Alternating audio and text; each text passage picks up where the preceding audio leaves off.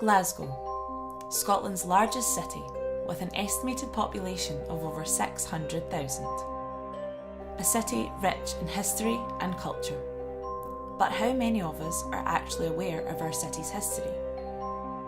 In this documentary, we take a look at the dark, murderous, and the unexplained. This is the lore of Glasgow. For our first stop, we take a trip to the Gorbals on Glasgow's south side, an area known for its rich industrial past. Although in September 1954, things took a turn for the mysterious when a group of school children stormed a cemetery looking for a vampire. The man with the iron teeth story, it's amazing even till today in 2017. It's asked about quite a lot, and recently there was a play done in the Citizens Theatre about it. I kind of came across it through various research that I've been doing in different characters on the cemetery, and I had known about it through meeting lots of different people, especially local people, older local people who were actually there when it happened. I did some research on it, and it was amazing to find out that in 1954, in September, 150 children converged on the Southern Acropolis with crucifixes, crosses, homemade axes and penknives, looking for a man with iron teeth. There's lots of different adaptations to the name of it. It's a man with iron teeth, the man with metal teeth, or just the Gorbals vampire. But I think it's a great story to have a cemetery that's got an urban myth and legend attached to it. I feel the cemetery, it's important to promote the history and heritage of it, because basically, most importantly for the younger generation, local schools, primary schools, to let them get an ownership and identity with the cemetery.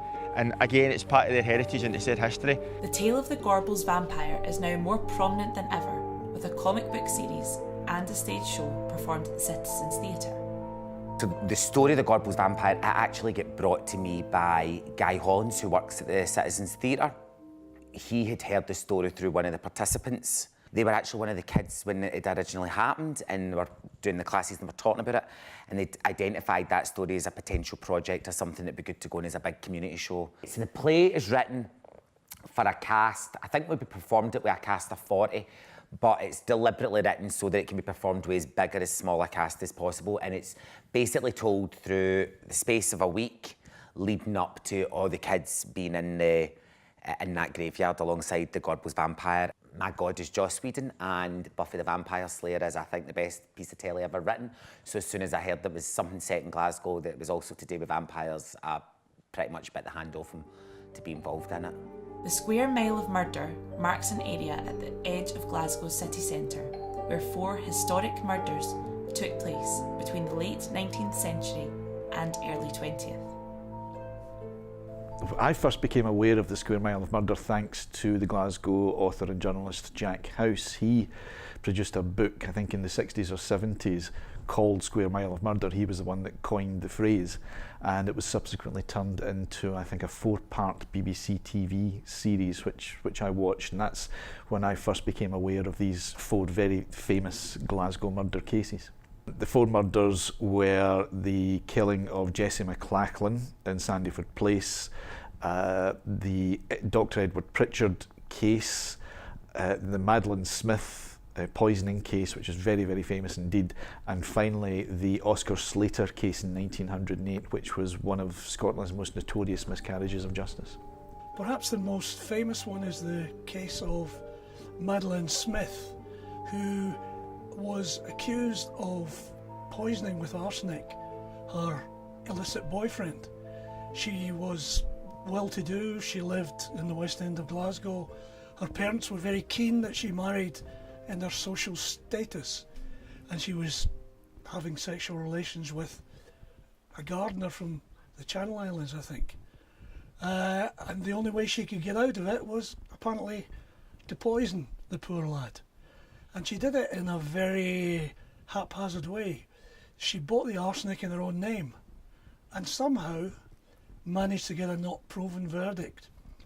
Madeline Smith, the debate rages whether or not she poisoned Pierre-Emile Langelier by putting arsenic in his hot chocolate. Nobody can be certain that she did. The evidence is, I would say that the verdict of not proven in that case was pretty on the mark. The evidence was pretty dodgy. The prosecution couldn't actually tie her down to having seen Langelier on the 3 occasions when they knew that he had taken arsenic. Although in his diary he does say that he was with her, but the diary was not admissible in court.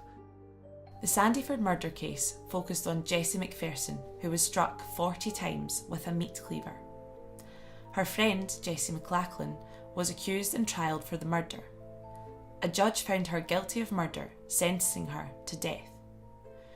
Due to public outcry, an investigation saw her sentence decreased to the lesser sentence of life imprisonment, of which she served 15 years. Jessie McLachlan, who was convicted of the murder of Jessie McPherson, she was certainly involved in some way, perhaps not in the actual murder, which is believed to have been done by an elderly man called James Fleming, who was the father of the man who owned the house. But Jessie McLachlan was certainly involved in some way. Whether or not it was after the fact, before the fact, she was certainly involved, and she did some time. Dr. Edward Pritchard was arrested at Queen Street Station, just back from saying goodbye to his wife, insisting her coffin be opened and kissing her goodbye with tears streaming down his face.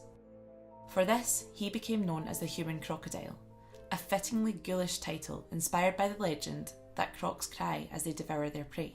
He had come up to Scotland from England with his wife and family. He left there under something of a cloud because he had wandering hand trouble. Eventually he was brought to trial for the murder of his wife and his mother-in-law, poisoning by antimony. He was also, it was suggested, responsible for the earlier death of a maid who died in a house fire. It was said at the time that he had got her pregnant, but the post-mortem didn't back that up. So there was never any charges brought to that, but there were certainly some suspicions at the time. He was a bit of a lad, or he liked to think of himself as a bit of a lad. He was having an affair with one of his maids, and he had taken out an insurance policy on his wife. Not a huge one, it has to be said, but it certainly existed, and he began to slowly poison her. She rallied when her mother-in-law came to stay from Edinburgh, but within 2 weeks her mother-in-law had developed the same symptoms and died, and obviously it meant that he had, in his eyes, she had to go so that he could carry on with slowly poisoning his wife, which he subsequently did. He showed all the Victorian hypocrisy of the age. He had the coffin open so that he could kiss her dead lips. He, threw a bit of a scene over the coffin. And when he returned to Glasgow after the funeral, he was arrested at the station by the police. Oscar Slater was wrongly accused for the murder of Marion Gilchrist. After facing trial and even being given an alibi by defence witnesses, Slater was found guilty and sentenced to death in May 1909. Within 48 hours of facing the gallows, he received the reduced sentence of life imprisonment. After a number of pleas, investigations and petitions, Oscar was finally released on November the 8th, 1927. Oscar Slater, without a doubt, did not murder Marion Gilchrist. The investigation was a sham. And even now, when you read about it, you can feel the rage building up to you, within you, as you read exactly what happened to that man. Even in its day, there was unrest about the verdict and about the investigation. Sir Arthur Conan Doyle, the creator of Sherlock Holmes, took an interest in the case. People signed petitions about it. A very experienced police officer, Lieutenant Trench, lost his job because he had misgivings about the case, and he leaked information. He believed that there were some higher-ups backing him in this, but when push came to shove, he turned around and they weren't there. He lost his job because he leaked information about it, and really that's what started the whole thing, the whole ball rolling with regards to Oscar Slater. He could very easily have been hung, and an innocent man, and not the first or the last probably, would have gone to the gallows. Jack House is largely responsible, I think, for putting them all together in that square mile of the west end of Glasgow. I mean, they are very different cases. I think in all of them, had they occurred today, they would probably all have got off with a clever QC. Certainly, with the exception of Madeleine Smith, who I think probably got the verdict because she was a well-to-do middle-class, relatively attractive woman that the jury went for and gave her a not proven verdict. As I say, Oscar Slater was just an absolutely atrocious miscarriage of justice, and I think these are also some of the reasons why they continue to live on, because you have the mystery. People love a mystery, people love to probe, people love to hope that they're going to find that one wee bit of information that might blow the whole story wide open. A city filled with murder, hauntings and unbelievable stories passed down through the generations. We have only touched on Glasgow's past, so who knows how many tales are out there waiting to be discovered.